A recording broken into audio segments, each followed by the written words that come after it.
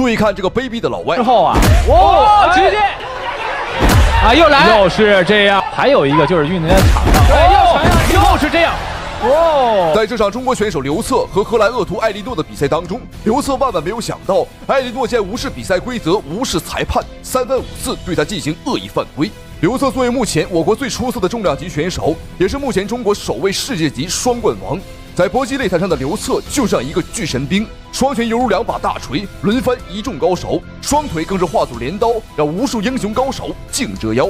而来自于荷兰的马里诺，不仅在比赛当中相当的无耻，在赛前也常常对对手进行挑衅，是一个不折不扣、自大狂妄的恶徒。好，让我们一起来先看一下双方的赛前数据对比。刘策身高1.94米，马里诺身高1.89米，双方臂展都是1.91米，而在年龄方面差距还是比较明显，双方差了9岁啊。刘策的话要比对方年轻很多。好，这边双方比赛已经开始了，注意看红方选手刘策，而蓝方选手便是马里诺啊，对方是一个拳坛老油条了，来自于荷兰。双方不仅年龄上差了9岁啊，在身高上我们侧面上来看也相当明显了，比赛经验会更丰富。对，刚才呢其实跟大家介绍了2位选手，现在继续来说一说。斯考滕上来之后啊，直接连续的重击，刘策能不能扛住？刘策连续2次这个注意力不集中就遇到对手连续的重击。斯考滕在场上的是没有给任何的机会，刘策稍一走神，马上就输出自己的重击，还在猛攻，我们看还在猛攻，连续的打斧、高扫、袭击，刘策不知道能不能扛得住。再来前手的摆拳，刘策现在只能用手来护住自己的脑袋，连续的上勾周旋。好在刘策的抗击打能力相当出色，要不然刚刚真要被对方这一连串的进攻给一波带走了。可以说这个马里诺是在规则的边缘疯狂徘徊。给大家科普一下，在自由搏击的擂台当中呢，如果2名选手开始了搂抱那这个时候应该裁判介入将2个人分开。刚才马里诺也摆出了一副等待裁判的感觉，骗到了刘策，结果就在刘策放松的时候，他一把推开刘策，然后开始补拳。可以说他的演技很高超但是他完全没有武德。斯考滕防住了。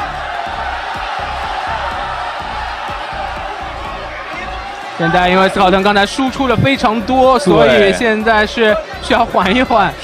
现在是刘策的反击机会，我们来看一下他有没有更多的一个进攻。双方互相前刺，低扫，连续低扫。刘策现在就属于一个爆炸站的比较紧，但是我已经没有空间和这个预判能力来进行躲闪。是因为刚才的连续的重击不仅是这个身体承受能力，还有一个就是运动员场上又是这样。我们的裁判艾迪提示斯考滕要听裁判的指令。比赛才开始还不到1个回合的时间，这个马里诺已经连续3次来偷袭刘策了。因为这个马里诺心里很清楚他知道自己的年纪上很吃亏身高上也很吃亏。如果不速战速决，赶紧解决掉刘策，那么等待他的只有失败。但以这样的行为赢得了比赛，那又能怎样呢？他能收到的只有万人的唾骂。刚才跳在空中的一个上勾。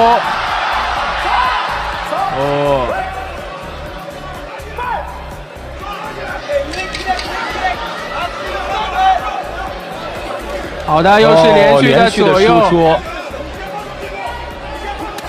低扫，连续的低扫，连续2次砍腿。好，这边第1回合比赛结束，在第1回合刘策硬生生吃到了对方3次偷袭，但最可笑的是，现场裁判没有任何一次这个正儿八经的扣对方的分儿，只是口头警告了1次，而其他的时间他都是当作没看见。我们看这个马里诺像发疯了一般想要一口气吃下刘策。但他也没有想到，这个22岁的东北辽宁小伙，他的硬度这么的强，这么的高。好，这边第2回合双方的比赛开始了。在第1回合刘策吃了亏，看一下第2回合能不能够找回他的面子。大家看看重开第2回合之后呢，会不会有所改变？对手马里诺斯考滕呢是今年31岁目前的他的历史战绩20战15胜5负，也是战绩还是非常不错的。刘策呢，目前呢，我们看他历史战绩呢10战8胜2负，其中有2次是 KO。对，因为这个来自于荷兰的这个斯考滕呢，都知道荷兰这个是世界上平均身高最高的一个国家。对，所以出大级别的选手呢是非常的多。而他肯定能找到这个很多跟他身高相仿的这种训练的伙伴啊。对，但对于刘策来说就不是那么回事了。刘策可能就很难找到跟自己身高相仿的这种训练和陪练的对手了。你看上来第2回合之后，刘策稳了一些，之后其实对手并没有能够占到太多的便宜。刘策可以说是目前我们中国自由搏击领域在重磅级拳坛啊最能够拿得出手的一个选手了。可以说刘策就是相当于我们中国篮球界的姚明啊，他的身形体型呢，在对外的时候，无论是对战英俄美法任何一个国家的选手啊，他都不吃亏，而且大部分的时候和情况呢，我们都是占优势的。在这一点上啊，我们真的是看到刘策的比赛会感到发自内心的自豪。可惜。哦，裁判这个是不可以的。提醒是不能用头去顶对手。是。我们看这个马里诺斯考滕啊，是属于这个在规则边缘游走的选手。对，这是比赛经验的这样的一个情况啊。是。对于刘策来说，这场比赛应该是学到了很多。漂亮！对手后退了，我们看。刘策要抓稳自己的进攻的节奏，这个机会要抓住。对手退了，刚刚这下有效的重击了对手，上攻又一次。你看，有效连续第3次、第4次，有没有后手顶膝？对手还是不倒。现场的观众也发出了这个雷鸣般的加油的声音，给刘策加油！真漂亮。第2回合还有最后的10多秒了，刘策这一边一连串的进攻打了半分多钟啊，但是这个马里诺就是不倒。但是这一波连续的反击和重击啊，也是把第1回合的面子和情况都找了回来。我们看马里诺的反击，此时此刻就像棉花糖一样，对刘策造不成任何威胁。第2回合比赛结束了。没办法，体能上的话也是跟不上了啊，包括在时间上也不太够了。到目前为止2个回合，双方各拿下1个回合。第1回合是马里诺的，毋庸置疑，对方通过卑鄙的手段拿下。不过第2回合很明显是刘策啊扳回了一城。双方目前现在是1比1的一个战况，不过接下来还有最后1个回合，第3回合。可是现在2个人的体能都到达了极限，就看谁的意志力啊更顽强了啊！到底谁更强？我们先画一个问号，来看一下最后1个回合的对决。双方再来第3个回合，现在感觉啊胜负的天平是处在1比1的这样的情况。斯考滕的高扫。分开之后又是要打刘策，这次是机灵了。而且其实我们现在看到刘策，应该说心里有情绪，对啊，心里有小情绪，很不舒服。你第1回合这个利用这种规则的这个边缘占了很多便宜，刘策的边要打回来。刚才有连吸，然后有缠抱，又是这样的情况。刘策啊，这个刚夸了他，结果就又吃亏了。对手应该说这个方法打得很油啊。我现在真的很强烈建议我们中国的拳击协会啊，禁止这个选手来我们中国参赛。短短的3个回合，对方连续4次偷袭了刘策，我真的是受不了了。而且现场裁判的话也是完全不管不问，这个偏袒的行为呢，我只能说已经是明显的不能再明显了。不过我们看刘策好像是因为对方的这个偷袭呢，变得更为兴奋啊，变得更为亢奋了。漂亮，连续的重击。最后1个回合，我们看马里诺已经不出拳了，漂亮，他的拳也很软。很明显，此时此刻他没有了体能，而且我估计他现在还在找偷袭的机会，要小心。又来，又是这样，你看，我就知道这个家伙呀，他是贼心不改。低扫，继续低扫，刘策想要进，前刺。在上钩，但是都被对手给挡住了。又是低扫。双方啊，这个进攻的威力都下来了。是，这会儿呢，更多的要看自己的毅力，看谁咬牙坚持。对，刚才这个刘策的教练大喊就手拿高，手拿高。对，你看他还有这种小假动作，把自己的拳往外甩一下，然后给一个假动作佯攻。要加把劲，因为目前看起来这个比赛的压制能力啊，他还不够。对，第3回合，对手打得很油啊。对。第3回合的比赛马上就要结束了，这场比赛真是给刘策啊，真是上了宝贵的一课。我们看这个马里诺呢，通过这种油滑且非常肮脏的手段啊，在不断得分。但是刘策这一边比较耿直，我们玩心机啊，玩心眼子啊，的确是玩不过对手，但绝对实力啊是不弱于对手的。最后的10秒钟，比赛马上结束。低扫，最后10秒。我觉得我们的裁判 idea 也是用的生命来拦开这两人。好，这边双方的3回合大战终于结束了。那么最终的判定结果，哇，刘策很遗憾输掉了比赛。但是我只能说啊，虽败犹荣，败给这么一个卑鄙恶徒那没办法，对方耍手段，裁判也不管，打分员眼睛更是瞎了一样啊，那没办法了。虽然说输掉了比赛，但刘策也学到了非常宝贵的一堂社会实践课啊。好，比赛到此结束。还是那句话，我强烈建议国际拳击组织给这样的选手终身禁赛。中国选手一出场，全场的老外都惊呆了，各大知名频道、各大媒体都抢着来转播这一场比赛，因为这是第一次有身高2.2米的中国巨人来挑战美国拳坛。曾经在美国篮球界有一个东方巨人姚明打出了名气，让老美知道了中国人一样可以制霸 NBA。如今又来了一位神秘的中国巨人，向美国拳坛发起冲击。我们看视频当中这个身材魁梧的巨人，他就是董建军，身高2.23米，臂展2.19米，绰号泰山。听说董建军的到来，美国的各界名流大咖、世界级拳王都前来观赛，都想亲眼目睹一下这位神秘的东方巨人到底有怎样的本领。我们再看视频当中现在的老外，就是董建军本场比赛的对手艾利克斯，身高1.93米，臂展1.95米。这个艾利克斯可谓是信心满满，因为他相当的瞧不起我们中国人，还在公开的场合羞辱我们中国人是瘦弱的猴子。无论长得有多高啊，在他的面前都是不堪一击的东亚病夫。所以说本场比赛他是主动申请来做董建军的对手。今天就让我们一起来看一看这位神秘的东方巨人董建军到底有怎样的本领。好，费特，比赛开始。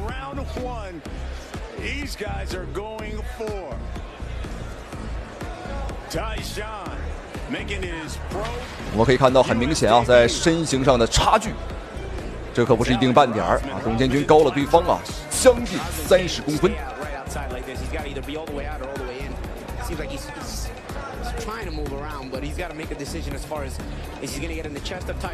其实董建军最开始呢，他还真是一个篮球运动员啊，但是后来他发现啊，自己对传统武术啊，对这种搏击啊更感兴趣。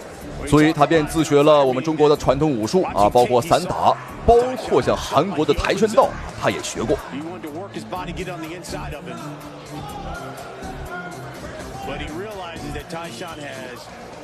美国选手艾利克斯，他嘴巴非常的硬，但身体啊，我们看非常诚实。比赛刚一开始呢，他把这个距离啊把控得很远啊，打得很猥琐，很谨慎。这也是没办法的事情啊！一个身高2.2米的东方巨人啊，站在任何一个人的面前，我相信，都会被这种气场所吓到。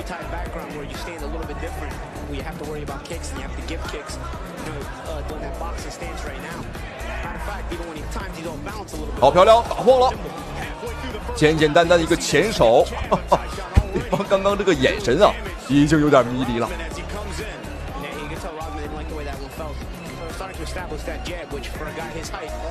董建军他是居高临下，打得很舒服。好，倒了。但这一下应该是董建军啊把对方给压倒啊，并不是击倒，没有给到读秒。哎，干什么？观众朋友们，他把比赛要打成这个综合格斗吗？他想摔董建军，有点意思。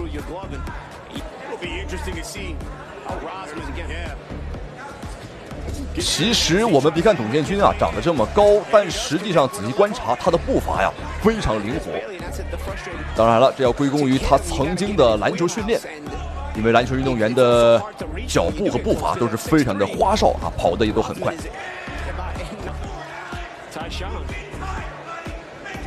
哦呦，前手倒了，很清晰，这绝对是一个读秒。好，现场裁判也完全没有包庇对方。哇，只是一个前手，观众朋友们，轻轻的那么一点啊，那么一动，对方就倒了。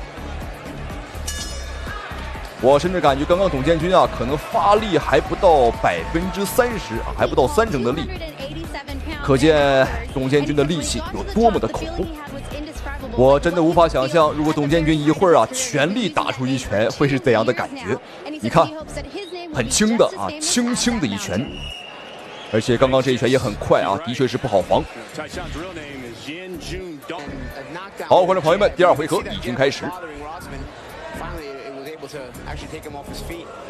我们来看一下埃里克斯，美国选手会不会改变战术？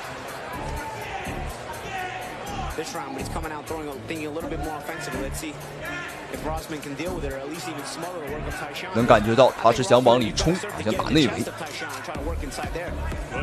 哦呦，轻轻一碰，哈哈，轻轻一碰啊，又倒了，什么情况？你要困了你就回家睡觉去啊，这个找老婆孩子睡觉去啊，别在这块打拳了。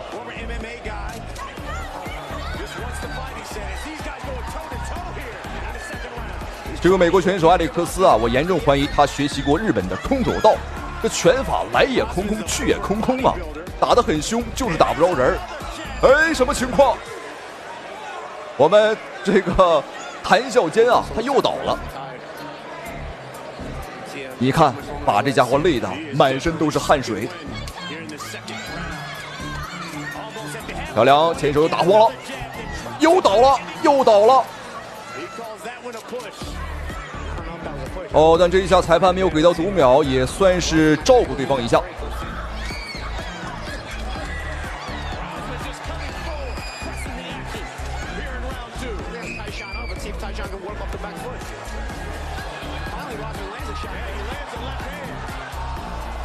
现在美国的埃里克斯啊，他已经是完全失控了啊！他知道自己呢可能在技术上打技术啊绝对打不过了，所以说便背水一战，玩了命的啊打了100拳。哎呦，倒了！这一下裁判你还怎么包庇？比赛结束，比赛结束了，观众朋友们，这位神秘的东方巨人，他今天让我们见识到了他的风采。好，我们一起来看一下精彩回放，看一下董建军这一拳啊到底怎么回事。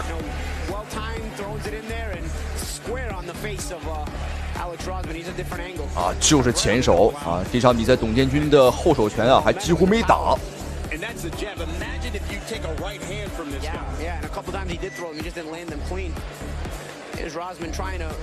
要身材有身材，要技术有技术，观众朋友们，这简直就是无敌了！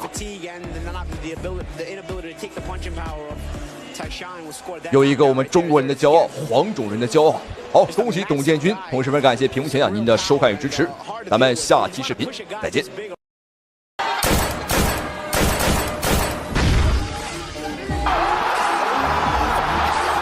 19岁咏春拳女传人在日本擂台惹下大祸，2秒6拳打碎日本女拳王头骨，当场打成脑瘫。好，各位观众朋友们，欢迎收看本场比赛这一场非常精彩的中日女子拳击大战的现场。好，那这场比赛可谓是非常精彩了啊！因为我们中方的出战选手呢，是一位来自于广东佛山年仅19岁的咏春拳女传人王小慧。好，我们仔细看比赛已经开始了，带着蓝色拳套的姑娘打得非常的凶啊，没有错，她就是我们的咏春拳女传人啊，才19岁的小慧。那么这一次他是来到了日本的横滨，也就是说我们本场比赛是客场作战，来到了日本。好，我们仔细看穿着红色拳套的家伙啊，就是日本的女拳王中村美优。好，在赛前接受采访时，这个中村美优的确是非常的猖獗，他表示说自己呢是亚洲女拳王啊，他说我们中国人只是窝里横的胆小鬼，绝对不敢来日本挑战他。谁敢来就打死谁！哇哦，观众朋友们，他的确是非常的嚣张。我们看我们的小慧连续重击，这个拳法明显是有效果了，对方有点站不太稳。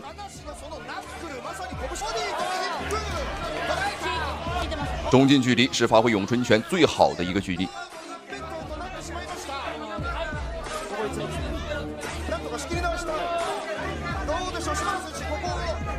我们看比赛开始，小慧呢可以说是全程在追着对方去打，这个气势上来说呢，已经是压倒对方了。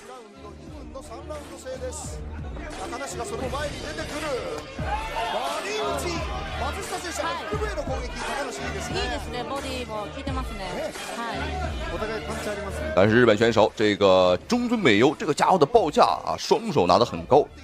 我们看小辉呢也是尝试去打破对方的这个防守，的确有难度，但是没关系，他防上面，我们打下面啊，上下齐手。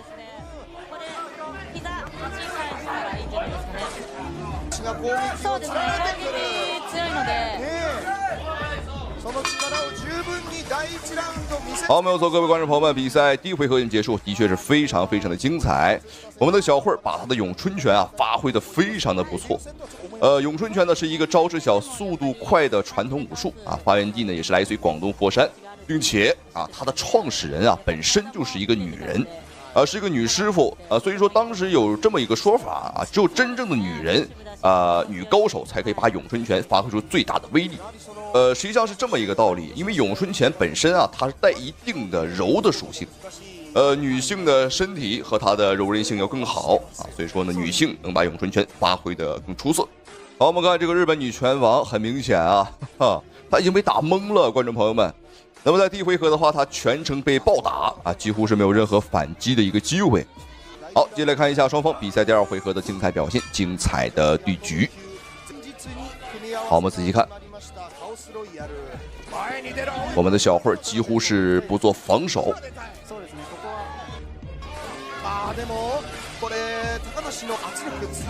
但是要小心，对方的话也是有一定的冲击能力。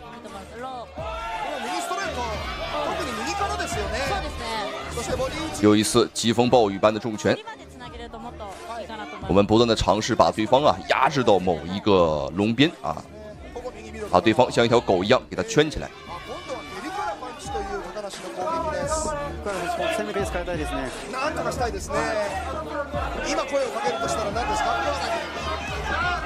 这场比赛举办地点在日本，台下的观众也都是日本人，包括现场裁判也是日本人。啊，只有王小慧啊，我们是中国人。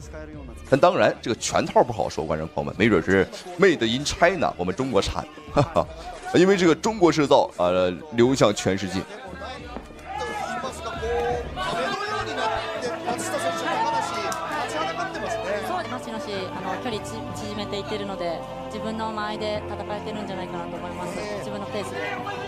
小慧才19岁啊，也就是18周岁。据说他3岁时就开始练习咏春拳，很早了。好，最后半分钟的时间。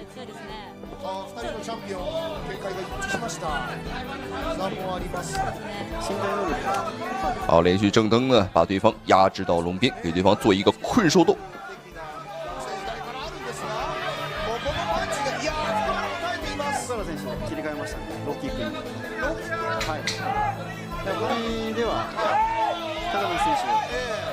だいぶ分がいいので、そうですね、ローキックなり。好，没有错，各位观众朋友们，比赛第2回合已经结束，2回合的大战非常的精彩。我们的小慧把这个日本女拳王啊打的是一点招架之力都没有。总而言之，这场比赛看的的确是非常的解气，我相信屏幕前的您呢看的也是非常的过瘾。没有错，打日本选手，你别管是男是女啊，反正打了，我们看着就是过瘾，就是精彩。好，接着看一下双方比赛第3回合的精彩表现，精彩的对局。我们看这一回合，对方呢是有了搂抱的这么一个行为啊，也是来限制我们。这是今天的最后一回合的比赛了。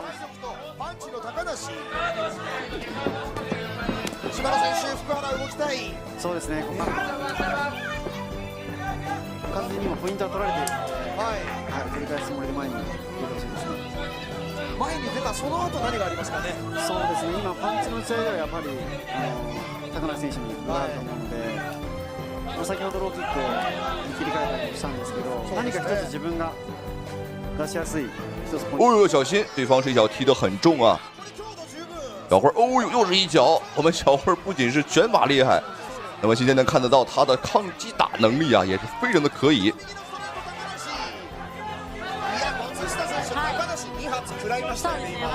好，距离比赛结束还有最后1分钟的时间，看一下小慧本场比赛能否去 KO 对手啊，最好是能够 KO 他。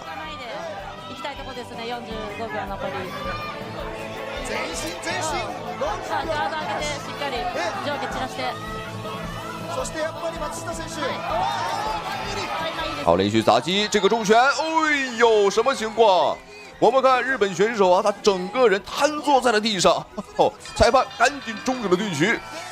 我的天哪，太快了！咏春拳真不愧是咏春拳啊，快如闪电，我们根本没有看清楚。我们再来看一下小慧是如何击倒对手的。我们看连续的重击，哦呦，慢动作之下，这个拳速度这么快，很难想象在正常速度之下看不清楚也是很正常了。好，让我们再次恭喜。哎，小心，1秒钟。注意。小心！哦，张伟丽这一次真的危险了，黑人选手多次将张伟丽打翻在地，还一拳将张伟丽打断了鼻梁，连胜战绩险些被终结。好，各位亲爱的观众朋友们，这场比赛是为您带来一场非常精彩的中巴对局。好，我们一起来看一下，首先登场的这个选手啊，长得酷似男人的家伙啊，就是来自于巴西的女拳王玛利亚·桑托斯。好，这个家伙呢可以说是不远万里从巴西来到了中国。但是我万万不曾想，这个家伙的嚣张程度绝对不亚于日本人和美国人。在登场之前的媒体发布会面前，更是当众大放厥词，表示说打中国选手就跟踩死一只蚂蚁一样简单。本场比赛我要全球直播，我要亲手打废你们的中国女拳王张伟丽，让全世界证明你们中国人的弱小。好，观众朋友们，这一番极其自大、极其嚣张的言论，彻底点燃了我们中国选手的怒火啊！张伟丽也是，不顾教练的劝阻，接下了这场对局啊！为什么？因为张伟丽的体型要比对方足足少了20多斤。好，没有错，这场比赛我们张伟丽是低调出场，并没有选择很高调啊，直接是从台下走了上来。红方选手张伟丽，蓝方选手就是玛利亚·桑托斯。这场比赛你没有听错啊，是全球直播。也就是说，在全国各地的电视台上都可以看到本场比赛啊，尤其是一些嚣张的老美以及卑鄙的小日本子啊，都在观看。尤其是日本人，据说已经开始庆祝了啊，说张伟丽终于要输了。好，让我们不要少说。比方玛利亚·桑托斯的这个臂展啊，很长啊，这对张伟丽来说是一个非常大的威胁。小心。你看对方的牵手拳打得很准啊，直线上的进攻张伟丽肯定是要吃亏，包括我们从身形上看，对方的确啊比张伟丽壮太多了。对，张伟丽多尝试一下踢前腿内侧，对，这样还能控制距离。啊，这两个人呢，你看这个拳啊，就不太像我们以往看到大多数的这女子选手那种力道啊。对，确实很足啊。啊，漂亮！哎，小心！对方这种长臂展的优势啊，的确是很难去化解。好，我看，哎呦，这个家伙胳膊长腿长，不仅是胳膊很长啊，而且他这个大腿也很长。好，连续扫踢，尽量是不要踢对方的这个躯干啊，能踢小腿，能踢对方的这个大腿内围啊是最好的，让对方的这个多失去重心。一定要限制对方的这个移动能力啊，因为对方玛利亚·桑托斯呢是一个很纯粹的拳击战力高手，所以说呢，限制他的移动能力之后，那对方的拳法啊肯定会有所下降啊。好，已经过去了半回合的时间。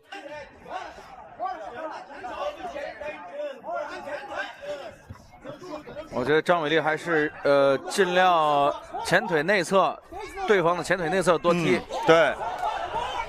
这手臂实在是太长了，对，张伟丽在判断的时候就会有问题，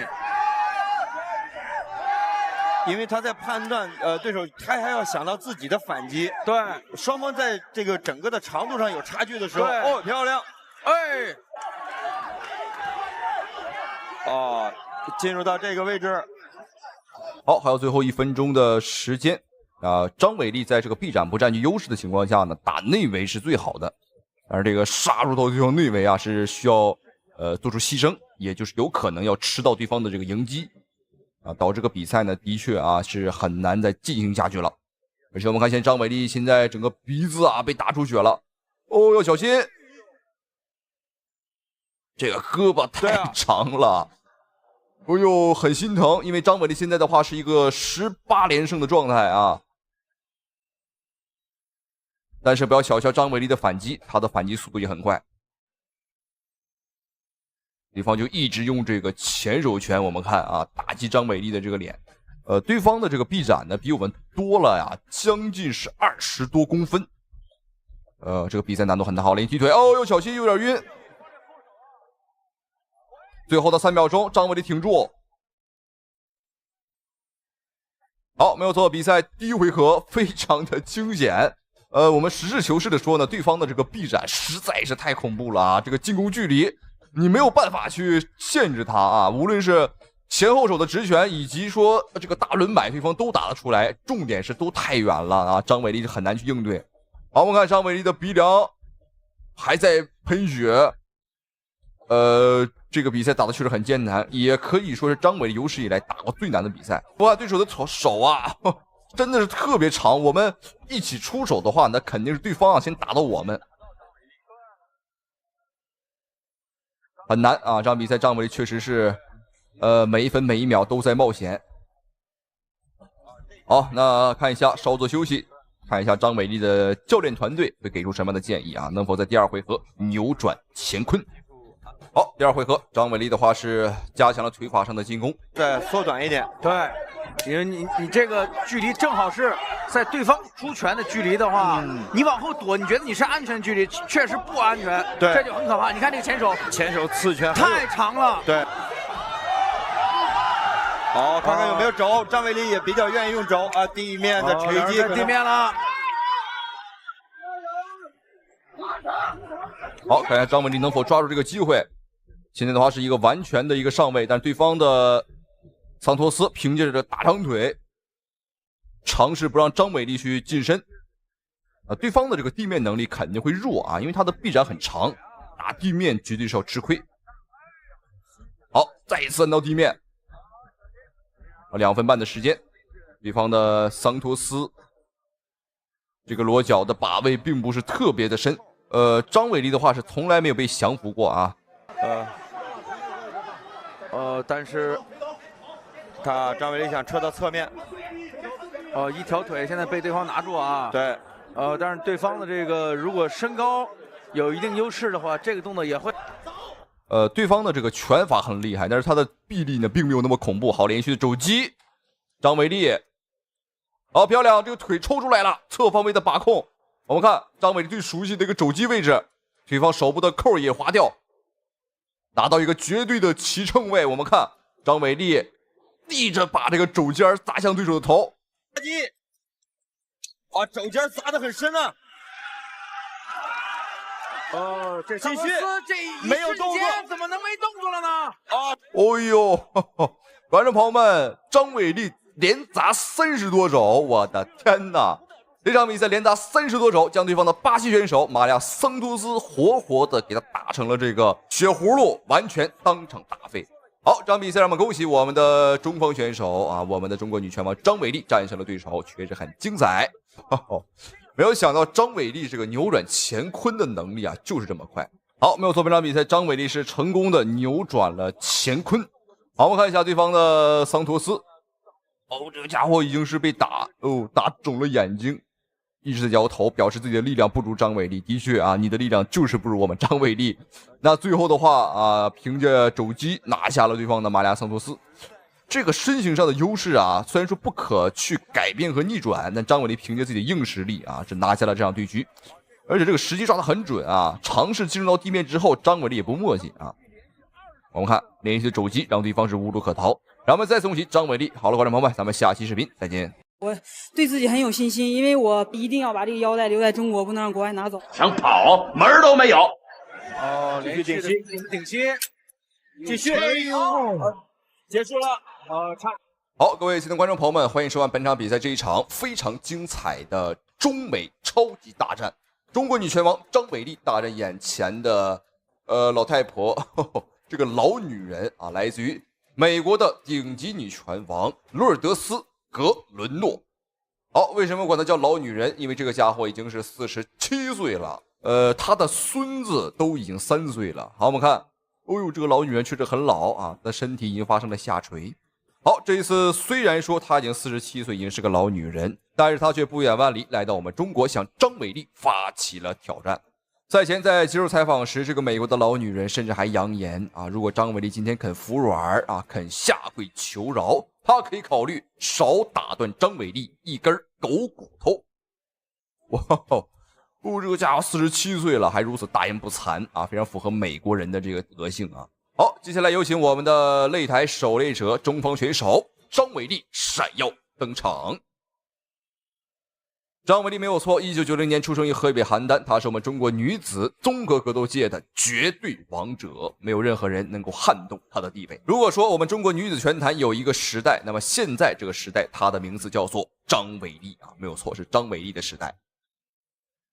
好，张伟丽的话身穿了一个很帅气的一个战袍。实际上这场比赛张伟丽呢最开始啊有点想拒绝对方的这个意思啊，因为对方太老了。张伟丽表示我一不小心啊再把你的假牙打出来，你可别赖我。但是没有办法，迫于舆论的压力，很多人说张伟丽你不接比赛，你就是害怕啊，你就是胆小，你肯定是害怕输。但是观众朋友们啊，张伟丽什么时候怕过？反正我是没见过。好，赛前张伟丽是甚至还都没有备战啊，没有做任何的准备啊，直接选择了和对方打。可见张伟丽对于本场比赛来讲呢，他还是很有信心啊，信心满满。好，现场裁判毛景宇啊，这个裁判的这个执裁非常好看。双方选手不打到头破血流，他是不会叫停的啊。好，第一回合来看一下，红方选手黑色战袍张伟丽，蓝方选手粉色上衣，没有错啊，美国47岁的老太太啊，路尔德斯格伦动。张伟丽身高呢要对方的话是一个纯粹的拳击手，而张伟丽的话练习散打出身以及摔跤，所以说他的综合实力要更强。张伟丽低扫啊。张伟丽越发的成熟啊，因为他本身他自己的技术体系就很完整啊。从年龄上来看呢，张伟丽也是比对手要年轻5岁，是，职业战绩也比对手要好。对，所有的资料对比，张伟丽是占有一定优势的，全面占优的。哇，漂亮啊，拳腿组合啊，哇！很多人说说张伟丽的拳法啊不咋地。但是我想说的是啊，大力出奇迹，观众朋友们啊，这个有了大力，什么拳法都无所谓。好，双方的换拳，只要你力气足够大啊，你只要打中对方一拳，对方就可以当场升天。数据是他在打职业赛事之前的这个比赛，并没有顶级进来。对，有可能他过去有过这种业余的这种参赛经历因为国外的这场比赛张伟丽始终是保持着进攻的状态，连续踢腿。所有的比赛都会被记述。47岁了啊，来挑战张伟丽，搞不好是有人蛊惑他啊，有可能是美国官方给他发了钱啊，这都不好说。因为这个美国人啊，很想铲除我们这个张伟丽啊，因为看不惯我们中国好。好，连续的中击，可以顶膝啊，没有错，再顶，还可以顶啊。3下4下，什么情况？哇，对手这个应该是爆肝了啊，但是也有可能是打断了肋骨。这场比赛仅用时不到2分钟的时间，观众朋友们，这发生了什么？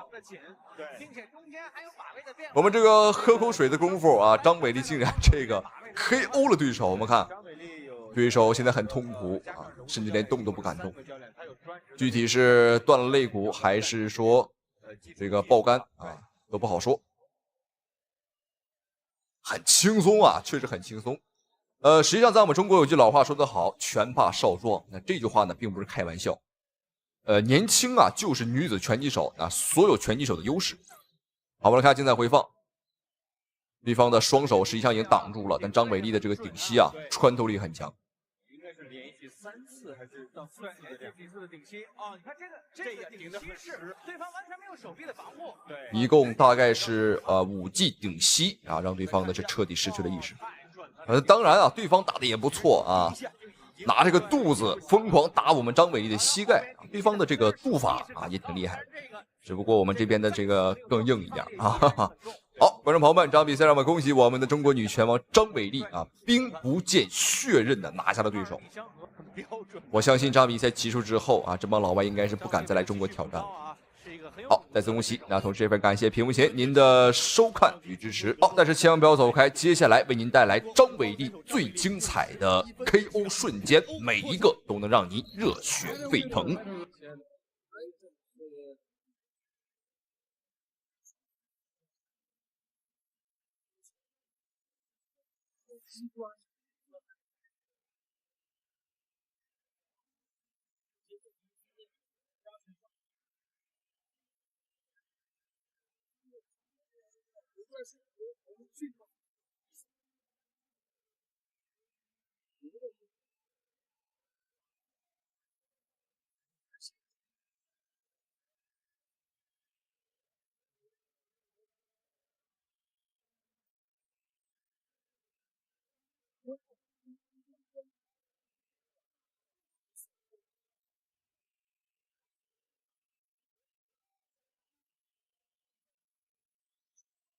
张伟丽大闹日本东京，日本无奈派出最强女拳王，结果不料被一肘干碎眉骨，鲜血不止，只能弃赛投降。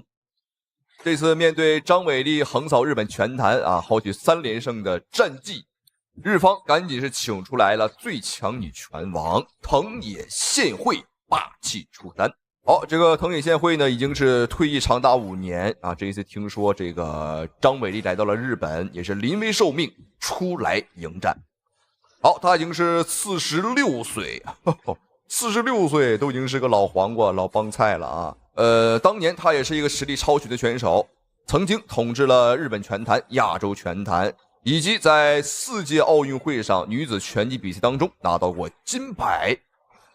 可以说是当之无愧的日本最强女拳王。虽然说已经46岁啊，已经是个老家伙、老太太了，但是仍然信心满满啊！赛前更是发下毒誓，表示今天如果张伟丽不投降、不认输，他就让张伟丽见不到明天的太阳。好，果然日本人不论到了什么时候啊，就算是老太太也这么狂啊！的确像个买菜大妈一样，长得很老啊。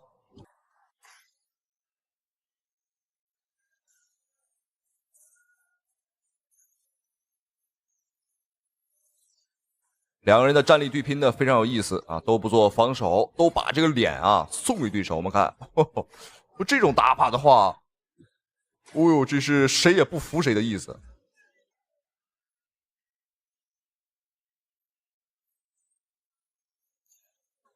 又是连续的换拳，对方有点晃啊。双方在换拳上来看的话，还是张伟丽占优势。对方明显站立有点晕，所以说赶紧是进入到地面。张伟丽很少在地面啊被对方拿到上位。好，圈住对方的双臂，不让对方砸拳。实际上这个时候对方也不想砸拳啊，想通过这个地面的磨蹭啊来缓解一下时间。体脂率啊，实际上张伟丽的肉更肥一点啊。我们看对方的这个肌肉，我说像这个男人一样。确实是很恐怖，怪不得啊，他能家暴走3个老公，对方已经3婚了啊，已经是打跑了3个老公。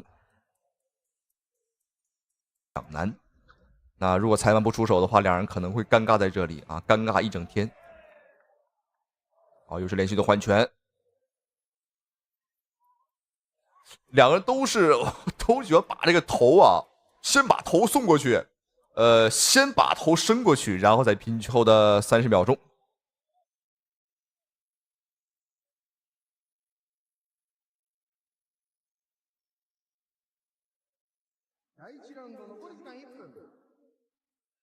哦呦，这个低扫有机会，连续的砸击。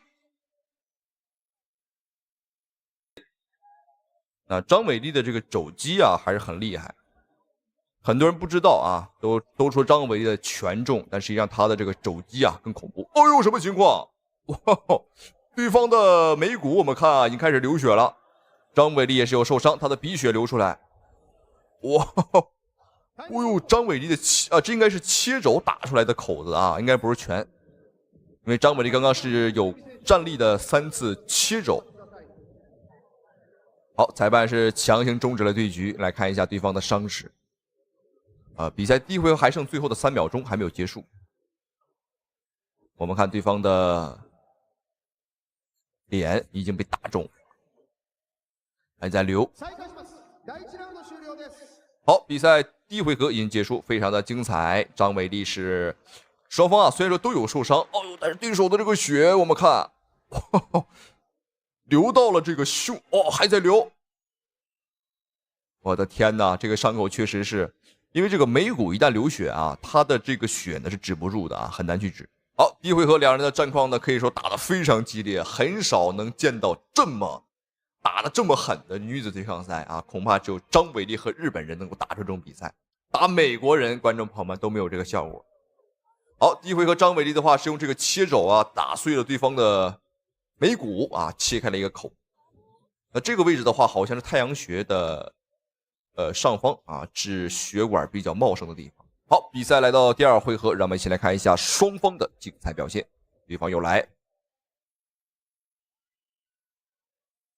哎呦，我们看对手的血，哦，对方的狗血啊蹭到了张伟丽的身上，哦，这看起来的确很吓人。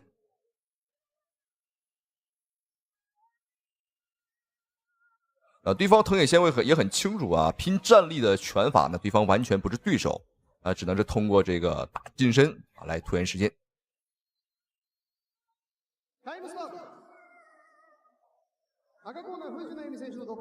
好，裁判是再一次终止了对局，来检查一下伤口。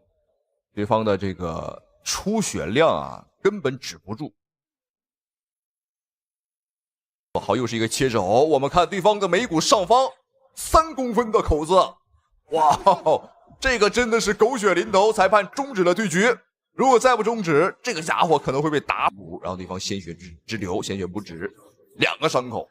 这个人岁数越大啊，他的这个皮肤啊弹性越差，越容易受伤啊，这导致他这个很多岁数大的人呢，他不能打拳啊，是这个原因，包括体能上也是个原因。本场比赛双方谁也不服谁，是可以说是血拼到底，这么说完全不过分啊。然后我们先来看一下张伟丽是如何用自己的肘锋啊切碎了对方的眉骨。好，这应该是第一个口子啊。第一个口子呢，就是用这个前肘打开的。好，这是第二个口子，2个口子。哦，第二个口子更大啊，这个宽度更宽。好，让我们再次恭喜。那同时非常感谢屏幕前您的收看与支持，咱们下期视频不见不散。